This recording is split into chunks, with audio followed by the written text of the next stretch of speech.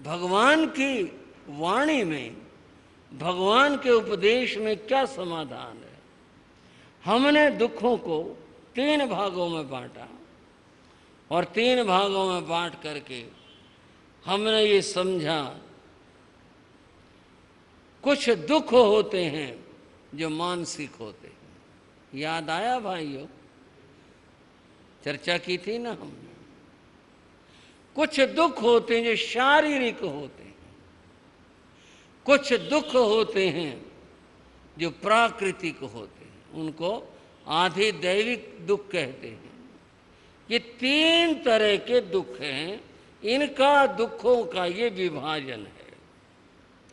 जो मानसिक दुख हैं वे संयोग और वियोग से होते हैं।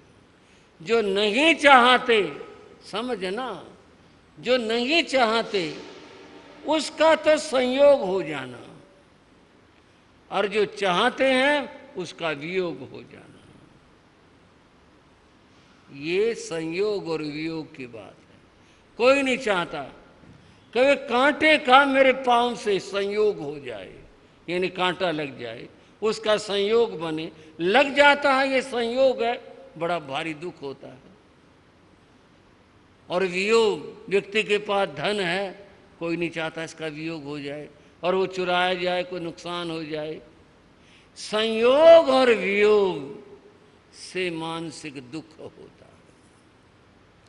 और बंधुओं, इनका ही विस्तार 4 कषाय हैं, क्रोध, मान, माया, लोभ। ये संयोग और वियोग का विस्तार है। क्रोध क्यों आता है? मन के खिलाफ कोई बात हो गई, हम नहीं चाहते थे वो बात हो और हो गई, गुस्सा आया। बंधु, हम नहीं चाहते थे ये चीज चली जाए और किसी ने गिरा दी, तोड़ दी, उठा ली, गुस्सा आता है। इसी तरह से मान, माया, लोभ की बात है। इनसे 4 कषायों से व्यक्ति मानसिक दुख प्राप्त करता है, दुखी रहता है। अगर इन 4 कषायों का समाधान व्यक्ति कर ले तो उसका दुख मिट जाए।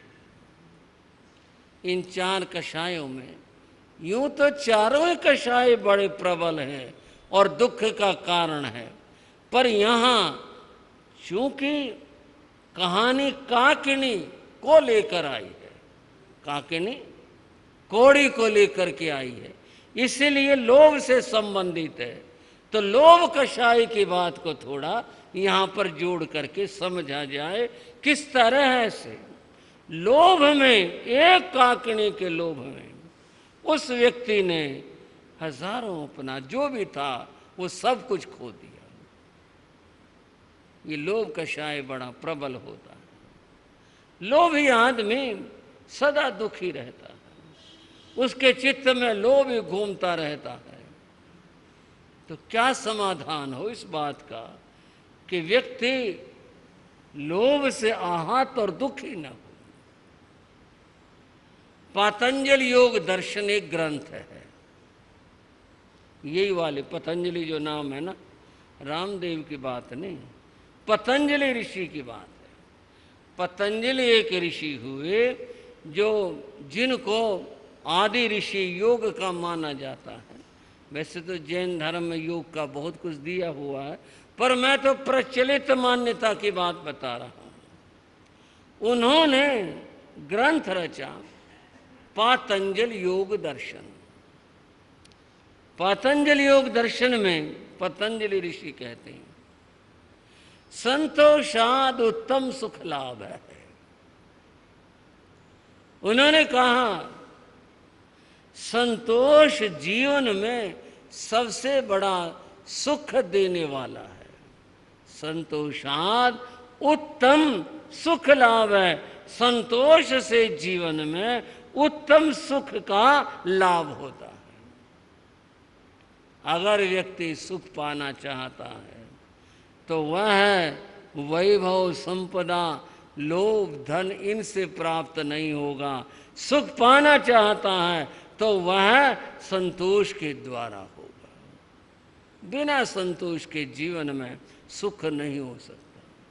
कोई आदमी कितनी संपदा इकट्ठी कर ले, पर संपदा से सुखी नहीं हो सकता। सुखी होगा, अंततः सुखी होगा तो होगा संतोष से होगा, और किसी चीज से नहीं।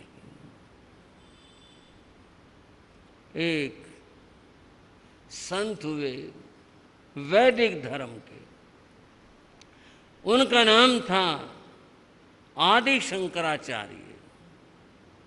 आदि शंकराचार्य ने एक छोटी सी पुस्तिका लिखी जिसका नाम है शंकर प्रश्नोत्तरी। उसमें प्रश्न और उनके समाधान दिए हैं। उसके अंदर आया, कोवा दरिद्रो, संसार में दरिद्र कौन है? क्या सवाल किया भाइयों, बोलोगे? संसार में दरिद्र यानी गरीब कौन है? कोवा दरिद्रो, संसार में दरिद्र गरीब कौन है? तो उन्होंने उसका ये उत्तर नहीं दिया जिसके पास धन कम है। उन्होंने कहा कोवा दरिद्रो ही विशाल तृष्णा, जिसकी जितनी ज्यादा तृष्णा है वह उतना ही बड़ा गरीब और दरिद्र है।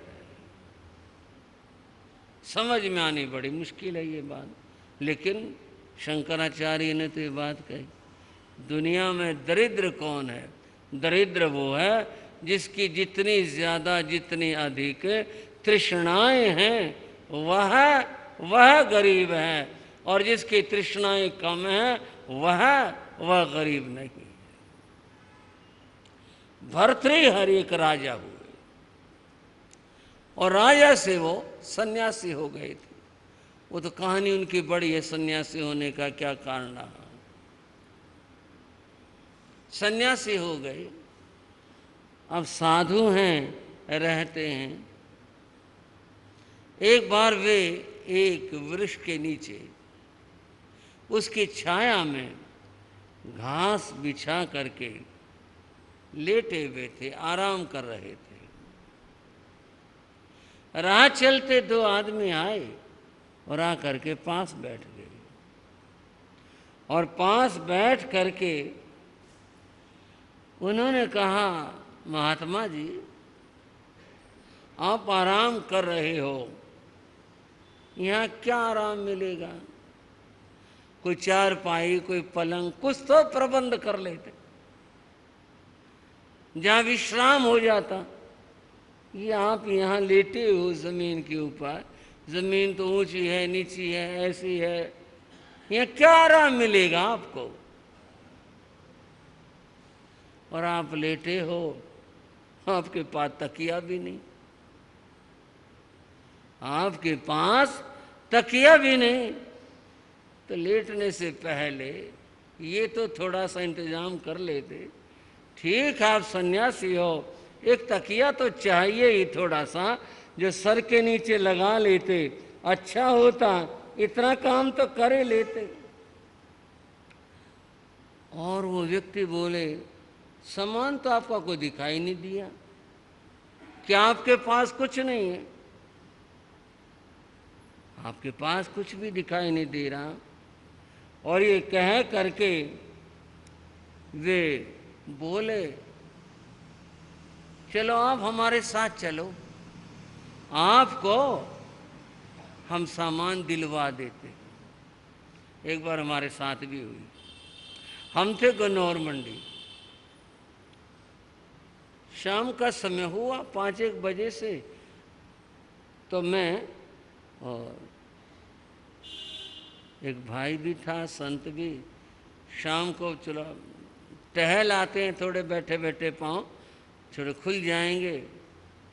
तो मैं गया, वो वहाँ रेलवे फाटक पार करके जाना होता था। अब तो पुल बन गया, पहले ऐसा ही था। तो फाटक बंद थी, रेल आने का समय था। मैं एक तरफ खड़ा हो गया, वो भाई भी खड़ा हो गया, संत भी खड़े हो गए। गांव के 2-3 लगता है जमींदार भाई वो भी वहाँ थे, वो बड़े ध्यान से देखते रहे। एक बोला, अरे जुत्ती भी नहीं इन पे तो। भाइयों, वो बोला, अरे इन पर जुत्ती भी नहीं। दूसरा बोला, पहना देने फिर। ये बात वो पास ही खड़े थे, सुन रहे थे। अब कोई मैं उनकी तरफ क्या ध्यान देता, मैं चलो अपने अपने। और सचमुच में वो आदमी उतर के आया, बोले महात्मा जी चलो आप ना जोड़ा पहना के लाऊं, आपको जोड़ा पहना के लाऊं, चलो आप। ना भाई हम तो पहनते नहीं। क्यों, क्या बात, मैं पहनाऊंगा, चलो आप। मगर ना हम नहीं पहनते। बोले और वो बाणे रहते हो, ऐसे रहते, वहाँ भी ऐसे रहते हैं, हमने जूते पहनते। वो आदमी भर्तृहरि को बोले कि चलो हम आपको सामान दिलवा देते हैं, आपके पास कुछ भी नहीं है। बंधु, अब बात संतोष की शुरू होती है। भर्तृहरि ने कहा, ये इतनी विशाल भूमि है, इससे बड़ा गद्दा, इससे बड़ा कुछ बिस्तर हो ही नहीं सकता, मैं इस बड़े को छोड़कर छोटा क्यों लूं? ये मन का कौन सा भाव है? संतोष का भाव है ना। बोले इतना बड़ा गद्दा, इतना बड़ा बिस्तर, इसको छोड़ करके और मैं छोटा क्यों लूं? अपन तो आनंद में इसके ऊपर। ठीक है, और तुम कह रहे हो तकिए की बात। बोले अपने पास तो बाजू है, ये जब बाजू है तकिए की क्या जरूरत है? सोना हुआ और ऐसे लगा लिया, हो गया तकिया। क्या करना है, बस यही है। और तुम कह रहे हो तुम्हारे पास में कोई बर्तन नहीं है। अरे अपने पास अंजलि है। जिसके पास अंजलि है इसी को तो कर पात्र कहते हैं। ये अंजलि है, क्या जरूरत है और किसी बर्तन की अपेक्षा करें? बर्तन लाओ, बर्तन रखो, बर्तन संभालो, बर्तन में खाना खाओ, बर्तन को मांजो, कितने सारे काम। अपने पास अंजलि है, जो कुछ लेना हुआ इससे ले लिया, और क्या जरूरत है और क्या अपेक्षा है, और हम क्यों ऐसा करें? रही बात वस्त्रों की, ये दिशाएं वस्त्र हैं, बस ठीक है, क्या करना है? जिसके मन में संतोष है वो कितना बड़ा संतोष हो सकता है। भर्तृहरि की कथा बता रही है। आप कहोगे हम तो नहीं सारे लोग कैसे महात्मा बन जाएंगे? बन गया भर्तृहरि साधु, बन गए आप भी साधु, हमने तो घर गृहस्थी चलानी है, हम कैसे इस रास्ते चल सकते हैं? बंधुओं, आपकी बात ठीक है, किसी हद तक हर आदमी साधु नहीं बन सकता, हर व्यक्ति यहाँ तक नहीं पहुँच सकता। पर एक बात याद रख लेना, जीवन में सुख पाना है तो संतोष के द्वारा ही सुख मिलेगा। किसी ने कहा गोधन गज धन बाज धन। पहले धन यही होता था, गायों का धन होता था। बड़ी संख्या में गाय हैं, अपने पास गाय पाली हुई हैं तो बस बड़ा धन है, दूध होता है, जो भी कुछ क्रय विक्रय उनका होता है, तो गोधन गायों का धन है। गोधन गज धन, गज हाथी को कहते हैं। और संपन्नता कितनी ज्यादा, हाथी सवारी के लिए, जिसके दरवाजे हाथी हो तो कितनी संपन्नता होगी। बाजी धन, सवारी के लिए घोड़े हों, इतना इतना कुछ है बंधुओं। और रतन धन खान, घर में प्रभूत रूप से रत्न, सोना चांदी आदि, ये प्रभूत रूप से बहुत मात्रा के अंदर है, ये घर के अंदर है। ये सब होने के बाद भी जीवन में सुख नहीं है। सुख कब होगा? जब आवे संतोष धन। हाँ जी भाइयों बहनों, जब आवे संतोष धन, जिसके जीवन में संतोष रूप धन आ गया, ये सब जितने धन हैं सब धन धूरी समान, सारे धूल की तरह हो जाते हैं। क्या करना है, क्या लेना है? इन सब से संतोष का धन जीवन में आ गया, सब कुछ प्राप्त हो गया। जीवन में सुखी होने का जो मंत्र बताया, उपाय बताया, वह संतोष बताया। संतोष होगा तो जीवन सुखी होगा, बिना संतोष के जीवन कभी सुखी नहीं हो सकता है। तो सुख होने का, पाने का जो रास्ता वो यह है। पहली बात चल रही थी मानसिक दुख है, असंतोषी सदा दुखी रहता है। जिसके मन में संतोष नहीं है हमेशा दुखी रहता है। संतोष जहाँ आया, जिसके जीवन के अंदर आया, वो आदमी सुखी हो जाता है। तो मानसिक दुखों को दूर करने का उपाय कषायों को जीतना होता है। अब थोड़ी थोड़ी बात आगे की करते हैं। शारीरिक दुख, शारीरिक दुख बंधुओं रोग आदि के द्वारा होता है। शरीर में कहते हैं 3.5 करोड़ ये रोम राजी है, तो इतने सारे रोम हैं।